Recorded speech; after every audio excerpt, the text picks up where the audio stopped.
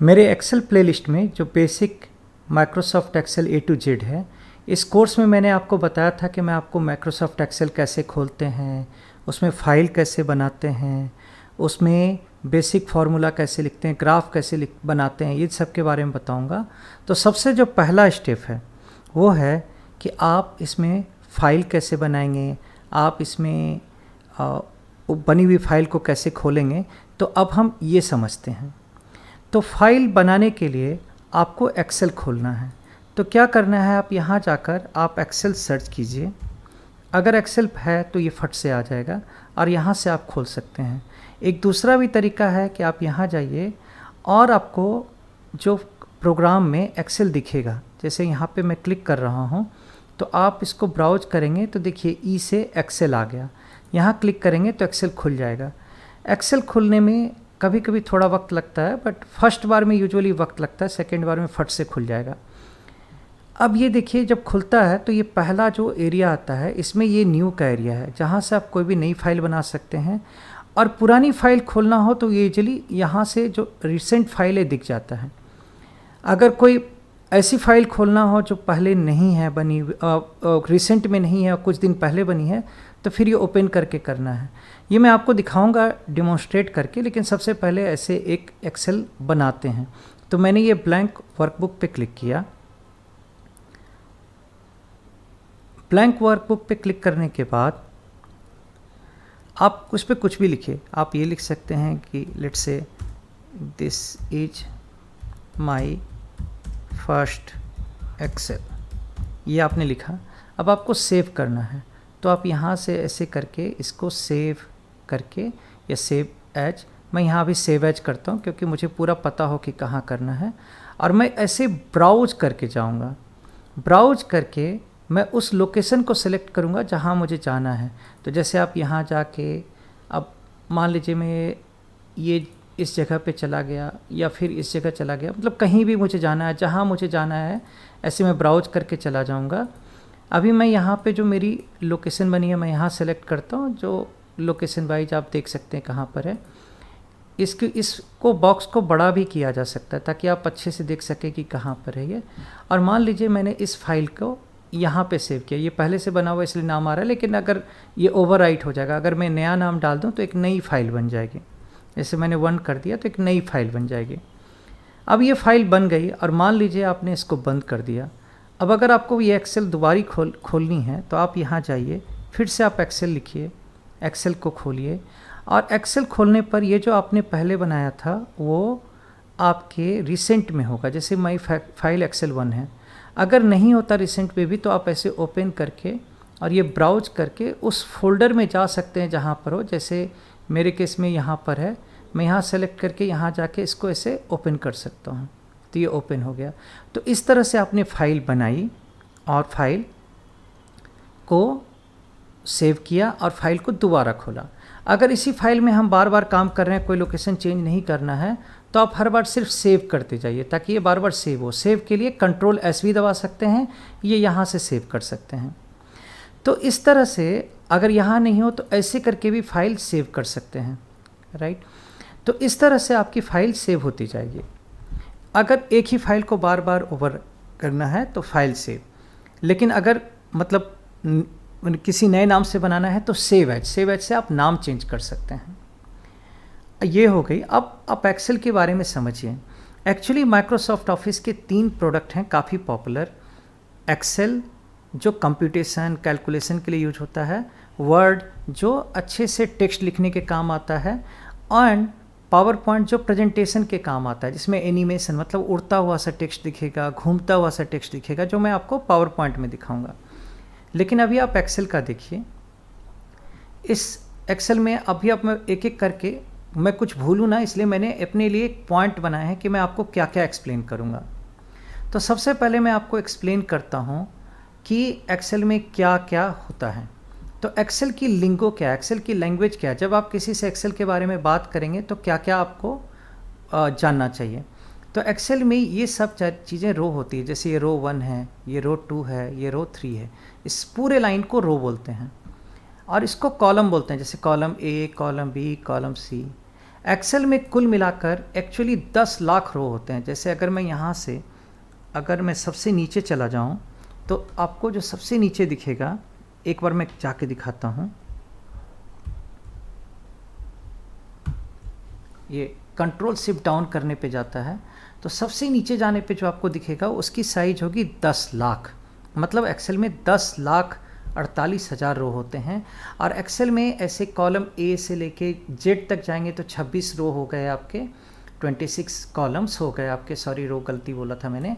फिर A B ए सी करके आपको अनदर 26 कॉलम हो गए। और ऐसे करते करते एक्चुअली में एक्सेल में 16,000 तक कॉलम पॉसिबल हैं।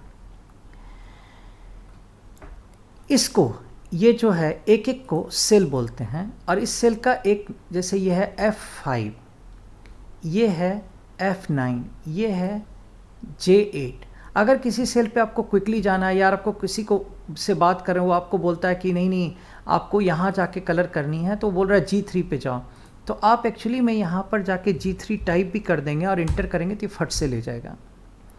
अब ये समझिए कि ये जो एक्सेल बना हुआ है ये एक्सेल वर्कबुक है। यहाँ पे आप जाएंगे, ये सारे जो दिख रहा है यहाँ एक्सेल वर्कशीट दिखता है, लेकिन एक्चुअली में ये एक्सेल वर्कबुक ही है। तो हर एक इंडिविजुअल फाइल को हम एक्सेल वर्कबुक बोलते हैं। और इसके अंदर जो ये सारी चीज़ें हैं इसको हम सीट या टैब बोलते हैं। अगर आपको कोई सीट फिर से डालनी है तो दो तरीका है, ऐसे प्लस करके डाल सकते हैं, ऐसे प्लस करेंगे तो सीट आ गया। और इस सीट को आप कोई नाम भी दे सकते हैं, तो यहाँ से आप ऐसे करके रीनेम कर सकते हैं और लिख सकते हैं। जैसे मान लीजिए मैंने लिखा न्यू सीट। अगर आप चाहें तो इस सीट को कलर भी कर सकते हैं, जैसे यहाँ मैं कलर कर दिया इसको रेड में, अब ये रेड में है। और अगर बाद में मैं डिलीट करना चाहूँ तो ऐसे करके डिलीट भी कर सकता हूँ कोई सेल को। तो ये आपको बेसिक जो है, सॉरी सीट को, तो ये आपको सीट के ऑपरेशन चले गए, कैसे आप एक वर्कशीट ऐड करते हैं, कैसे वर्कशीट डिलीट करते हैं, ये सब। अब ये जो आप देख रहे हैं इसको मेनू बोलते हैं। हर एक मेनू में कमांड होता है। जैसे यहाँ पे आपको जो नज़र आ रहा है ये होम का है, यहाँ जाते ही आपको अलग तरह के कमांड दिखेंगे जो इंसर्ट के होंगे। यहाँ जाते ही पेज लेआउट के कमांड दिखेंगे। तो एक तरह से ये सारे कमांड को ये एक बॉक्स में करके रखता है जिसको मेनू बोलते हैं। तो अभी हम होम मेनू में हैं और होम मेनू में ये आपको दिखते हैं। इसमें हम आपको ये सारी चीज़ों को कवर करके दिखाते हैं। इसको हम बेसिक फॉर्मेटिंग भी बोल सकते हैं। तो बेसिक फॉर्मेटिंग में क्या आता है, जैसे मान लीजिए आपने अब यहाँ पे जो ये नज़र नहीं आ रहा, जैसे देखिए यहाँ पे आपको लाइन लाइन नज़र आता है, यहाँ लाइन लाइन नज़र नहीं आता। इसका रीज़न ये है कि मैंने यहाँ जाके इस ग्रिड लाइन को हटा दिया। अगर मैं ग्रिड लाइन कर दूँ तो ऐसे आ जाएगा और इसको हटा दूँ तो क्लीन हो जाएगा। अब मान लीजिए कि मैंने यहाँ पे अपना नाम लिखा, जो भी मेरे को लिखना है। अब अगर आपको चाहिए कि नहीं, मान लीजिए इसको थोड़ा ये और बड़ा होता ज़्यादा अच्छा दिखता, तो आप क्या करते हैं, होम में आके यहाँ से आप फ़ॉन्ट को बड़ा कर सकते हैं, मतलब साइज बड़ी हो रही है फ़ॉन्ट की। और अगर छोटी करनी है तो ऐसे भी कर सकते हैं। अगर आपको एक ही बार में बहुत बड़ी साइज करना है, जैसे 18 फ़ॉन्ट से 72 सेलेक्ट कीजिएगा तो बहुत बड़ा हो गया। बहुत छोटी करनी है फट से तो आप बहुत छोटी भी कर दिए। अब अगर मान लीजिए इसको आपको अलग कलर में चाहिए तो यहाँ पे जाके आप कलर कर सकते हैं। अगर मान लीजिए कोई दूसरा कलर चाहिए जो नज़र नहीं आ रहा है तो यहाँ जाके आपको जो मन है पसंद कलर वो सेलेक्ट कर सकते हैं। ऐसे डायरेक्ट कलर ये सब है, कोई नया कलर भी बना सकते हैं, जैसे मैं ये बना सकता हूँ, ये बना सकता हूँ, जो भी मुझे कलर चाहिए वो है। और नहीं तो कोई और कलर चाहिए तो मोर कलर में जाके अपने मन से भी हम चूज कर सकते हैं, माउस मूव करके हम वैसा कलर ले सकते हैं जैसा हमें चाहिए, तो वो बन जाएगा। अब अगर इसको बोल्ड करना है तो ऐसे बोल्ड कर सकते हैं। अगर इसको नहीं बोल्ड नहीं, थोड़ा टेढ़ा करके दिखाना तो ऐसे इटैलिक करने से टेढ़ा हो जाता है। अगर इसके नीचे ऐसे लाइन सी डालनी है तो अंडरस्कोर डाल सकते हैं ऐसे। अब ये सीधा हो गया, फिर ये मोटा हो गया, तो ऐसे करके आप फॉर्मेट करते हैं।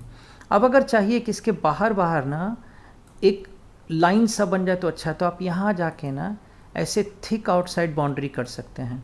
अब आपको चाहिए कि यहाँ पर ना एक्चुअली में ऐसा अच्छा होता कि एक नीचे ऐसे लाइन सा पड़ जाता, तो आप ऐसे यहाँ से यहाँ सेलेक्ट करके इसमें जाके ये बॉटम बॉर्डर कर दीजिए, तो देखिए बॉटम लाइन सा पड़ गया।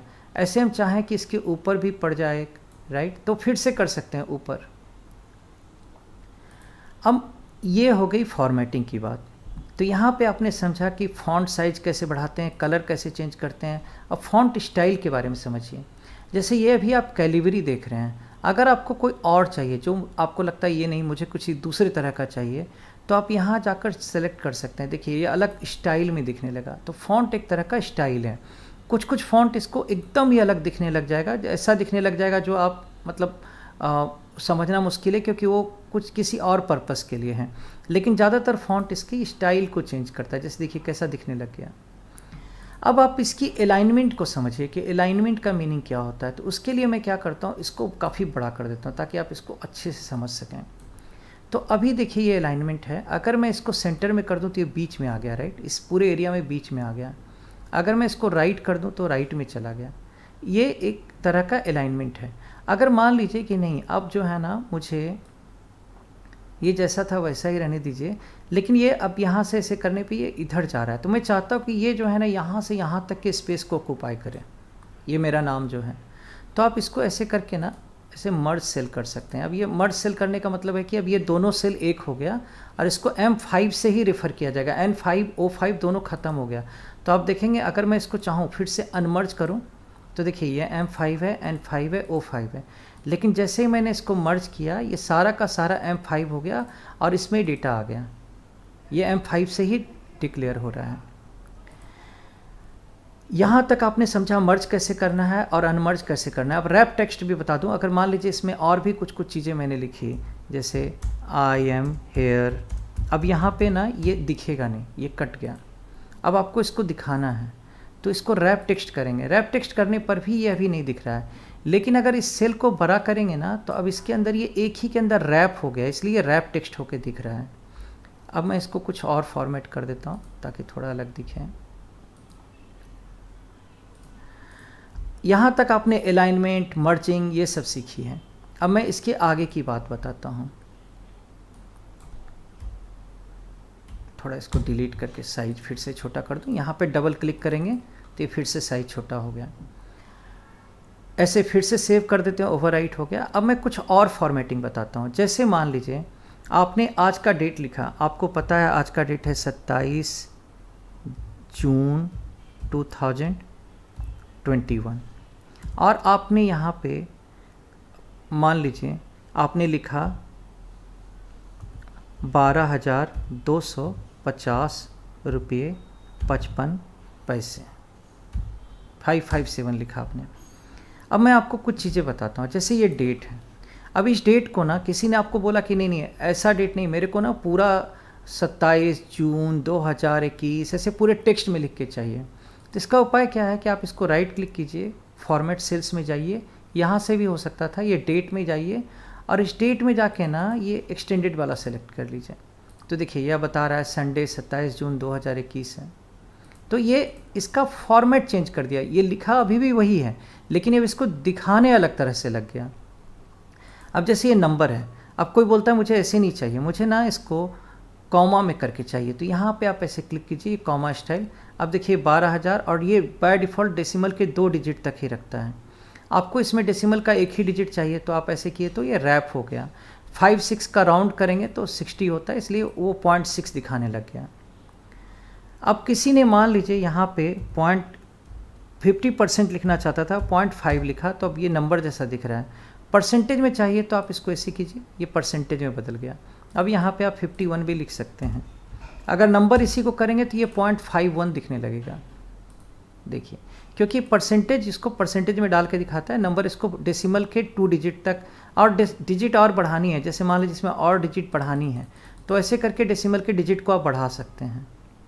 तो इस तरह से आप फॉर्मेट करते हैं डेट को, नंबर को, परसेंटेज को, ऑल दिस थिंग्स। अब इसके नेक्स्ट वाले वीडियो में आपको बताऊंगा कि हम फॉर्मूला कैसे लिखते हैं, कंडीशनल फॉर्मेटिंग कैसे करते हैं। तो कंडीशनल फॉर्मेटिंग से स्टार्ट करेंगे इसके नेक्स्ट वीडियो में।